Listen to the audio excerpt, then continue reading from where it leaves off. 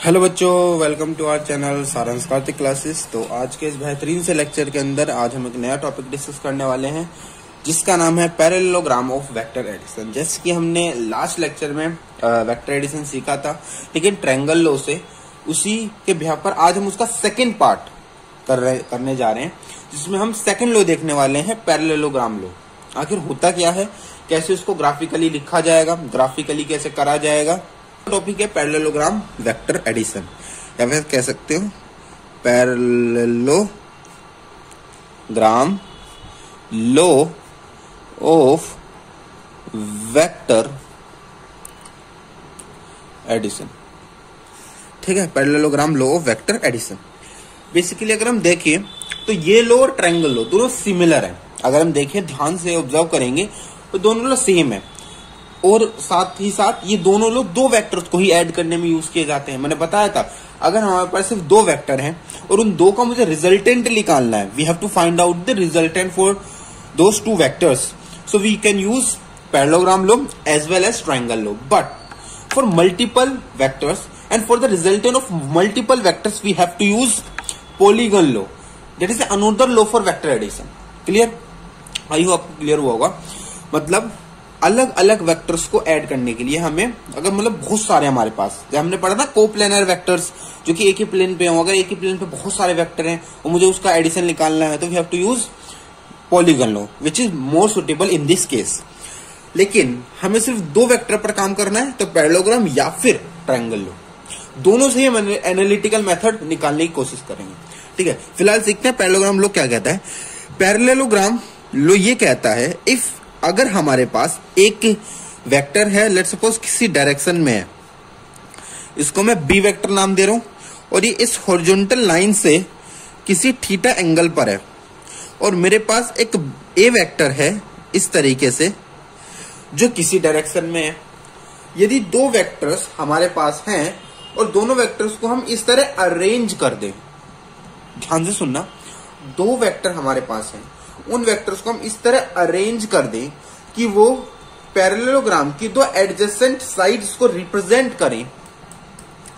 ठीक है, दो एडजेसेंट साइड को रिप्रेजेंट करें, फिर हम क्या करेंगे, फिर हम उसको कंप्लीट करेंगे, उसको पैरेललोग्राम कंप्लीट करेंगे, उसके बाद उसको जो डायगोनल होगा वो रिजल्टेंट देगा। समझते हैं बना के। ठीक है, फॉर एग्जाम्पल मैंने इस तरह अरेंज करा कि ए वेक्टर को मैंने ऐसे यहां पर ऐसे लिख दिया, ये मान लो ये ए वेक्टर है, जिसको सिर्फ पैरेलली शिफ्ट करा है मैंने क्या करा, इसको सिर्फ पैरेलली ऐसे शिफ्ट इस साइड कर दिया।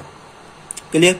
और मेरे पास ये बी वेक्टर था जिसको मैं ऐसे उठा के लाया, ऐसे मेरे पास बी वेक्टर है, इसको मैं ऐसे ऐसे ऐसे ऐसे ऐसे लाया, उसी एंगल, देखना हर टाइम इसका हॉरिजॉन्टल से एंगल थीटा ही है। मैंने इस तरह डिस्प्लेस करा कि इसका हॉरिजॉन्टल से, मान लो ऐसे एंगल है वो सेम है, देखो ये कोई कॉन्फ़िगरेशन चेंज नहीं हो रहा, बस मैंने ऐसे लाके ऐसे रख दिया, बस पैरेलली शिफ्ट करा है। मैंने कहा पैरेलली शिफ्टिंग अलाउ होती है। सो वही एंगल यहाँ पे है, वही एंगल यहाँ पर ये थीटा क्रिएट हो गया।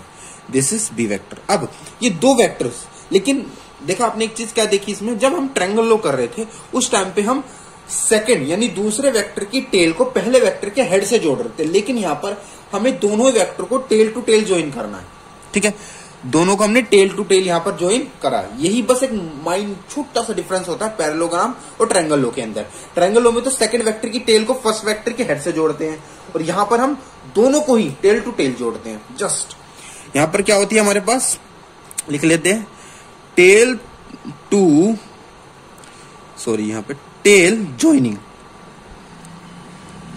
यहां पे हमारे पास टेल टू टेल ज्वाइनिंग होती है पैरेललोग्राम लॉ में। ठीक है, तो ये हो गया। अब हम इसका क्या करेंगे, यहां पर जैसे मैंने इसका ये जैसे पैरेललोग्राम कंप्लीट कर लिया, थोड़ा सा ऐसे शिफ्टिंग करते हैं, ऐसे मैंने, चलो मान लो ये मैंने इसका पैरेललोग्राम कंप्लीट कर दिया। अब ये पूरा पैरेललोग्राम बन चुका है।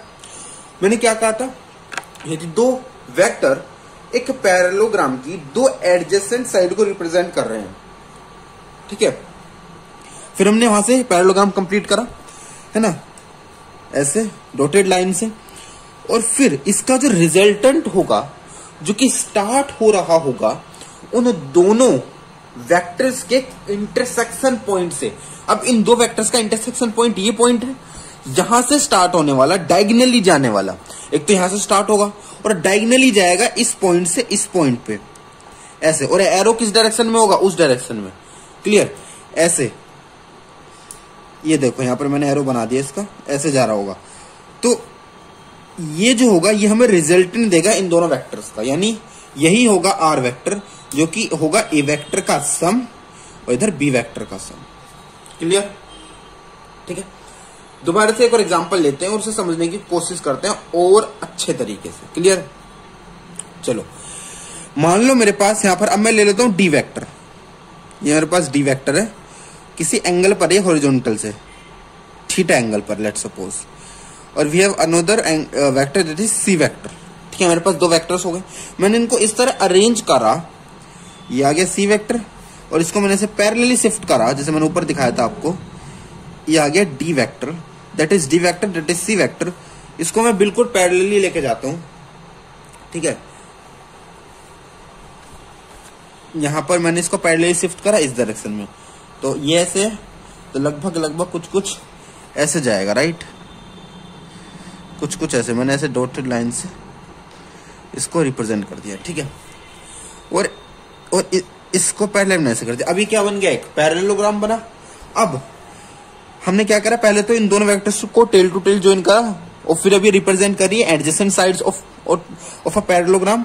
तो इसका जो रिजल्टेंट होगा, जो कि इनके कॉमन इंटरसेक्शन पॉइंट से स्टार्ट हो रहा होगा और दूसरे पॉइंट तक जाएगा, तो ये जो डायगोनल है इसको कहेंगे हम रिजल्टेंट वेक्टर। क्या कहेंगे, इसी को कहेंगे हम रिजल्टेंट वेक्टर। और रिजल्टेंट वेक्टर लिखा जाएगा C vector plus D vector. ठीक है, C vector plus D vector. तो बस ये डिफरेंस होता। उसमें तो क्या था, third side of a triangle represent the क्या, रिजल्टेंट, और यहां पर डायगोनल रिप्रेजेंट द रिजल्टेंट। अब देख कॉमन पॉइंट देखते हैं कि ट्रायंगल लो और पैरेललोग्राम लो सिमिलर कैसे हैं। अब ध्यान से देखना, ट्रायंगल लो में क्या था, मैं सेम वेक्टर्स ले रहा हूं। लेट्स सपोज मेरे पास ये सी वेक्टर है, क्लियर, और मेरे पास ये, सॉरी यहां पर चलो बना देते हैं, ये डी वेक्टर है। अभी तो हमने क्या बनाया, ये पैरेललोग्राम बनाया, लेकिन यहीं में अगर ट्रायंगल बना के दिखाऊं आपको, ट्रायंगल लो के अनुसार ये इसकी हेड पर जाएगा डी वेक्टर। ठीक है, ये कुछ एंगल बना रहा है, तो इसकी जो थर्ड साइड जो अपोजिट ऑर्डर में होगी, ऐसे अपोजिट ऑर्डर में रिजल्टेंट शो करिए। अगर हम देखें तो कैसे हम पैरेललोग्राम नहीं बना सकते। सोचो, इसी डी को मैंने इधर रख दिया, इसी डी को मैं इधर ले आया, देखो पैरेलली शिफ्ट करा, ये लो भाई पैरेलली मैंने शिफ्ट कर दिया डी, और ये लो इधर पैरेलली शिफ्ट कर दिया, तो क्या ये पैरेललोग्राम नहीं बन गया। देखो, अरे ये डी है तो इस सामने वाली साइड भी डी होगी। प्रॉपर्टी है पैरेललोग्राम की, आमने सामने की साइड इक्वल और अपोजिट होती है। तो ये डी है तो ये भी डी होगा, और ये सी वेक्टर है तो ये भी तो सी वेक्टर होगा ना। तो अगर ये डी है तो ये भी डी होगा। सो अब ये again two sides of parallelogram represent कर रहा है, और ये डायगोनल हो गया। अगर हम इस नजरिए से ना देखें, से ढक ले, मतलब यहां से देखें तो ये ट्रायंगल बन रहा है। देखो ये हमारे पास ट्रायंगल बन रहा है। ठीक है, ट्रायंगल बन रहा है, एक ऑर्डर इस डायरेक्शन में, फिर एक ऑर्डर इस डायरेक्शन में, और ये अपोजिट ऑर्डर में ट्रायंगल लो। जैसे ही हमने इसका सेम इमेज यहां बनाई, इसके जस्ट सामने बनाई जा सकती है पैरेलली। अगर हम शिफ्ट कर दें, इसी को पैरेलल शिफ्ट करके यहां रख दिया, कोई दिक्कत कर सकते हैं, बिल्कुल कर सकते हैं। और हम ये भी जानते हैं अब ये पैरेललोग्राम है, तो पैरेललोग्राम के आमने सामने की साइडें इक्वल और अपोजिट होती है, तो ये डी होगा तो ये भी डी होगा। तो अब अगर मैं इसको कंसीडर करूं, तो क्या ये अब दो साइड्स ऑफ पैरेललोग्राम शो नहीं हो रहा है, बिल्कुल हो रहा है।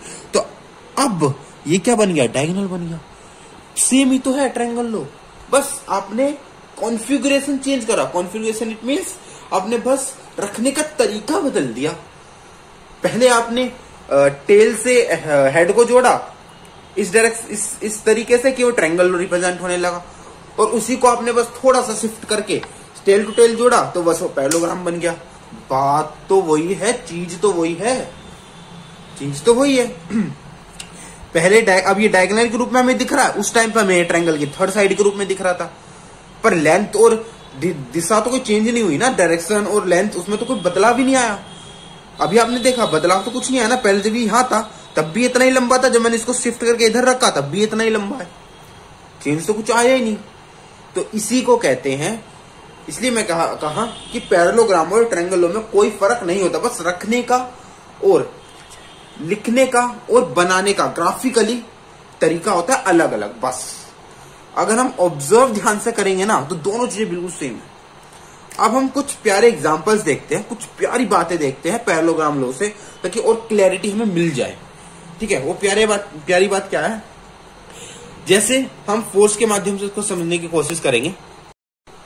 चलो हम फोर्स को लेके एग्जांपल लेंगे। लेट्स सपोज मेरे पास एक फोर्स है, मतलब फोर्स का कॉन्सेप्ट यूज करेंगे और हम बढ़िया बढ़िया एग्जांपल्स को देखने वाले हैं। ठीक है, मान लो मेरे पास एक बॉक्स है या बॉल है, मैंने बॉक्स ले लिया। जैसे कि ये मैंने एग्जांपल पहले भी बताया था आपको, आई थिंक नहीं, मैंने कहा था कि पैरेललोग्राम लॉ में समझाऊंगा। चलो देखते हैं। मान लो मैं यहाँ पर एक मैंने रस्सी बांधी ऐसे और एक रस्सी बांधी मैंने ऐसे। क्लियर? यहां पर मैंने खड़ा कर दिया एक व्यक्ति जो इस रस्सी को खींच रहा है और यहां पे मैंने खड़ा कर दिया एक व्यक्ति जो अगेन इस रस्सी को खींच रहा है। राइट, अब ठीक है, दोनों खींच रहे हैं। मान लो ये कोई फोर्स लगा रहा है F1 और ये भी एक फोर्स लगा रहा है F2। ये एक फोर्स लगा रहा है F1 और ये फोर्स लगा रहा है F2। क्लियर? तो अब ये दोनों खींच रहे हैं। अब अगर हम ध्यान से इस फिगर को देखें और अगर हम समझने की कोशिश करें कि अब ये दो F1 F2 फोर्स लगा रहे हैं, इस पर कितनी नेट फोर्स होगी, है ना, इस पर टोटल नेट फोर्स कितनी एक्ट कर रही होगी। सवाल ये है कि कितनी फोर्स इस बॉक्स को फील हो रही होगी। मैंने लास्ट टाइम बताया था कि कोई बॉडी मोशन करती है जब उस पर नेट फोर्स हो, कुछ नेट हो। उसको इससे ये मतलब नहीं है कि कौन उस पर फोर्स लगा रहा है और कितनी और कहां से लग रही है। उसे सिर्फ इतना मतलब है कि उस पर रिजल्टेंट किस डायरेक्शन में है और कितना है, और उस हिसाब से उसे कितना मोशन करना है। मैंने बताई थी पहले बात कि बॉडी को जस्ट रिजल्टेंट फील होता है, उसका टोटल सम फील होता है। समझ गया? जैसे इसका एग्जांपल लेते हैं। सपोज मेरे पास वेइंग मशीन है। वेइंग मशीन पे मैंने एक साइड रखा 1 किलो बूरा और मैंने एक साइड रखा आधा किलो मान लो मैंने दाल रख दी। तो अब उस वेइंग मशीन को ये मतलब नहीं है कि भाई इस तरफ बुरा रखा इस तरफ दाल, बुरा का मैं 1 किलो अलग दिखाऊंगा और उसका अलग नहीं, वो तो टोटल दिखाता है ना। मान लो एक तरफ मेरे पास 100 ग्राम बुरा है और एक तरफ मान लो मेरे पास 50 ग्राम दाल है, तो उसे इससे मतलब नहीं है कि भाई बुरा है या दाल है। राइट, वो तो टोटल कितना दिखाएगा 150 ग्राम, वो तो सीधा 150 दिखाएगा। मान लो जहां थोड़ी जगह बची वहां पर मैंने 1000 ग्राम का वाटर रख दिया, वो सीधा कितना हो जाएगा 1150, वो तो सीधा ही दिखाएगा। उससे ये मतलब नहीं है कि उसमें तीन चीजें कैसे कैसे रखी हैं, उसे इससे मतलब ही नहीं है उसे कुछ, उसे तो टोटल दिखाना है। उसे तो फील कितना हो रहा है, टोटल 1150 ग्राम्स। समझ आया? क्लियर हुआ? That is the case. और यही यहां पर बॉक्स के साथ हो रहा है। बॉक्स को मतलब नहीं है किस डायरेक्शन से क्या क्या फोर्सेस लग रही है, उसे तो बस फील हो रही है रिजल्टेंट कितना है और वो किस डायरेक्शन में है। क्लियर हो गई बात? ये F1 लगा रहा है, ये F2 लगा रहा है। तो अब यहां ध्यान से देखें तो ये फोर्स इस डायरेक्शन में ऐसे लग रही है अगर हम इसे एरो के थ्रू रिप्रेजेंट करें, और ये इस डायरेक्शन में ऐसे लग रही है। क्या ये और ये एक कॉमन पॉइंट टेल से जुड़ी है? क्या ये कुछ समहाउ हम दो साइड्स ऑफ पैरेललोग्राम नहीं है? अगर हम बनाने की कोशिश करें तो ये इस डायरेक्शन में इसका पैरेलल कैसे जाएगा, ऐसे कुछ, और इसका पैरेलल कैसे जाएगा, ऐसे कुछ। ठीक है, ये ऐसे पैरेलल जाएगा ऐसे, यानी इसकी डॉटेड लाइन बना के हम समझ रहे हैं। तो ये ऐसे इसके पैरेलल लाइन से, तो क्या ये एक पैरेललोग्राम बन गया। तो इस पर रिजल्टेंट कहां होगा? अगर ये फोर्स F1 बराबर है F2 के, अगर F1 बराबर F2 तो इस तरह तो कॉमन सेंस आप में भी है, रिजल्टेंट बिल्कुल बीचों बीच से होके जाएगा, बिल्कुल बीचों बीच से होके जाएगा ऐसे।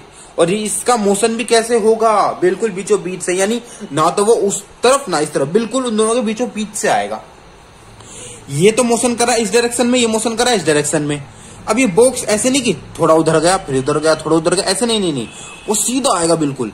मान लो मैं इधर से ऐसे खींच रहा हूँ, इधर से खींच रहा हूँ, तो मान लो मैं ये दो हाथ है ऐसे खींचते जा रहे हैं, ऐसे खींच रहे हैं। मान लो ऐसे इमेजिन करो कि ये हाथ ने इसे ऐसे बांधा हुआ है इस साइड से और इस हाथ ने इससे, और ये दोनों हाथ सेम फोर्स लगा खींच रहे हैं। तो जब ये दोनों खींचे तो अभी बॉक्स है ना ऐसे ऐसे घूम के नहीं जा रहा, ये तो बस जैसे हिल रहे हैं ऐसे ही बिल्कुल सीधा आ रहा है। क्यों? क्योंकि इस पे तो नेट फोर्स सीधे मतलब एकदम स्ट्रेट डायरेक्शन में फील हो रही है, स्ट्रेट डायरेक्शन में फील हो रही है। कुछ न्यूटन की फील हो रही होगी वो अलग बात है, बट फील किस डायरेक्शन में हो रही है, स्ट्रेट। राइट। अब इसमें एक केस क्या होता है, मान लो मेरे पास ये, आप देखो ये कॉमन सेंस भी कहता है, मान लो ये हाथ ज्यादा फोर्स लगा रहा है, तो तो कॉमन सेंस की बात है भाई, कॉमन सेंस कहता है कि अगर ये ज्यादा फोर्स लगा रहा है थोड़ा सा, ये उसकी तरफ चला जाएगा, राइट, चला जाएगा ना। ये तो हम कॉमन सेंस कहते हैं। मान लो दो लोग हैं, बॉक्स को खींच रहे हैं पकड़ के, तो जो अपना ज्यादा फोर्स लगा पाया बंदा, वो अपने बल से उसे ज्यादा जल्दी खींच लेगा अपनी साइड, राइट। और जो कम फोर्स लगा पा रहा है वो बेचारा अपने तरफ कम रख पाएगा चीजों को, राइट। जैसे ऐसे समझो कि दो दोस्त हैं, एक दूसरे से ज्यादा ताकतवर है, ठीक है, तो है ना, एक दूसरे से ज्यादा ताकतवर है। अगर एक दूसरे से ज्यादा ताकतवर है और मान लो उन्हें कोई थर्ड पर्सन कोई चीजें लाके देता है कि भैया आधी आधी बांट लेना। अब एक तो है चतुर, वो तो बहला फुसला के अपने दूसरे दोस्त से चीजें हड़प लेता है। तो क्योंकि वो ताकतवर है ना, वो मान लो अगर 4 टॉफी आ रही है, भाई आधी आधी बांट लेना, वो 3 टॉफी खुद रख रहा है, 1 टॉफी उसे दे रहा है। तो कॉमन सेंस कह रहा है ना, जिसकी ताकत ज्यादा, चीजों का लाभ भी वो ज्यादा उठाएगा। जिसकी फोर्स ज्यादा, मोशन भी तो हल्का सा उसकी तरफ ज्यादा, राइट। अब इसको पैरेललोग्राम से कैसे समझेंगे, ग्राफिकली कैसे समझेंगे, आओ उसको देखते हैं, उसको फील करते हैं और समझने की कोशिश करते हैं। मान लो 2 वेक्टर है, एक वेक्टर मेरा जो है बहुत बड़ा वेक्टर है, मतलब इसकी मैग्नीट्यूड और डायरेक्शन तो खैर ये है, पर मैग्नीट्यूड बहुत ज्यादा है। और एक वेक्टर मेरे पास ऐसे है जिसका मैग्नीट्यूड कम है, क्लियर। अब ये 2 एडजेसेंट साइड्स को रिप्रेजेंट कर रहे हैं इस पैरेललोग्राम की। रीड्रॉ करें पैरेललोग्राम को, तो ऐसे ऐसे ऐसे डॉटेड लाइन से मैंने पैरेललोग्राम पहले कंप्लीट करा, क्लियर। ऐसे ऐसे ऐसे ऐसे ऐसे ऐसे ऐसे ऐसे ऐसे ऐसे ऐसे ऐसे ऐसे ऐसे, ठीक है। अब आप सब जानते हैं इसका जो रिजल्टेंट होगा वो इन दोनों वेक्टर्स के कॉमन इंटरसेक्शन पॉइंट से स्टार्ट होगा और इस पॉइंट पर जाएगा, क्लियर।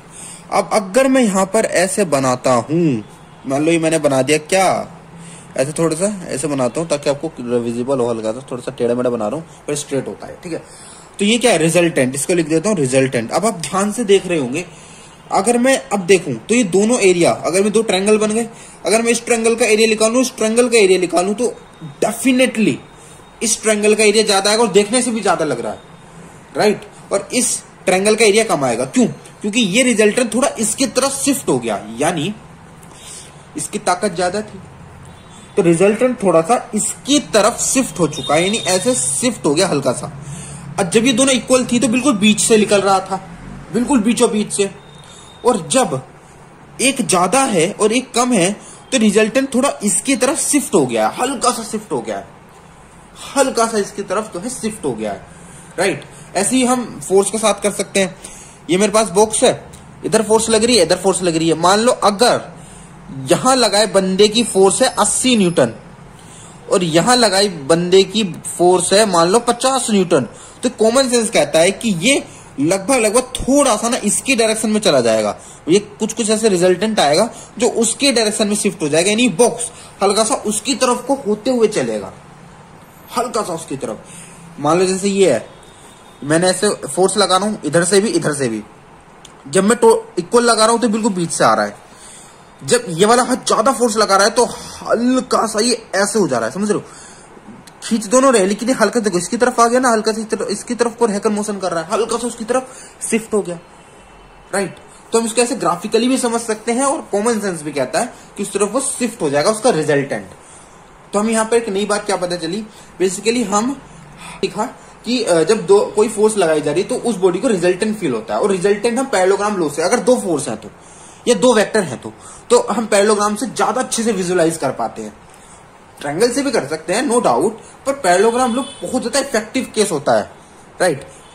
पैरेललोग्राम वो ट्रायंगल में क्या है, इसको यहां शिफ्ट कर दूंगा मैं, ऐसे लो बन गया ट्रायंगल लो, उसमें कौन सी बड़ी बात है, दोनों लगभग सिमिलर ही होते हैं, बस बनाने के तरीकों में चेंजेस आ जाते हैं, ठीक है। आई होप आपको क्लियर हुआ होगा, बहुत अच्छे से फील हुआ होगा कि हम कैसे पैरेललोग्राम लॉ को प्रैक्टिकल लाइफ में देख सकते हैं, कैसे प्रैक्टिकल लाइफ में फील होता है through the example of this box and force, ठीक है।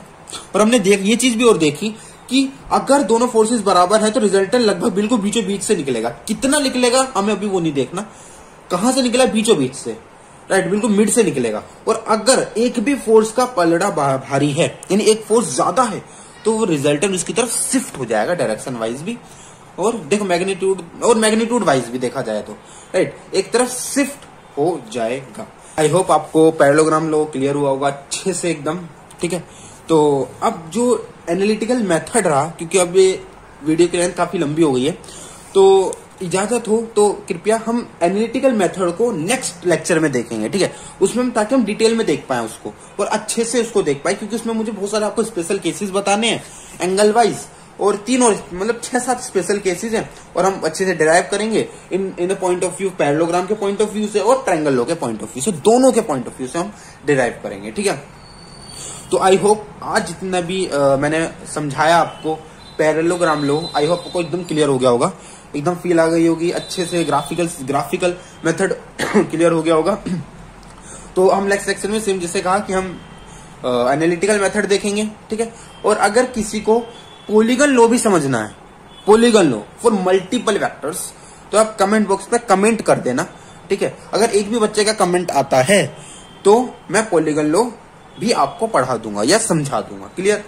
उसके बाद हम एनालिटिकल मेथड देखेंगे, फिर हम इस नेक्स्ट लेक्चर में हम क्वेश्चंस भी देखने वाले हैं, ठीक है। तो आज के लिए सिर्फ इतना ही। अगर आपको वीडियो अच्छी लगी हो तो लाइक करना, शेयर करना, सब्सक्राइब करना, ज्यादा से ज्यादा कमेंट करना भाई, अच्छी लगी हो तो मुझे आप सबके कमेंट, अगर अच्छे कमेंट आएंगे तो मुझे मोटिवेट मिलेगा और मैं और मोटिवेट होऊंगा और अच्छी वीडियोस बनाने के लिए, ठीक है। तो आज के लिए सिर्फ इतना ही। Love you all, bye bye.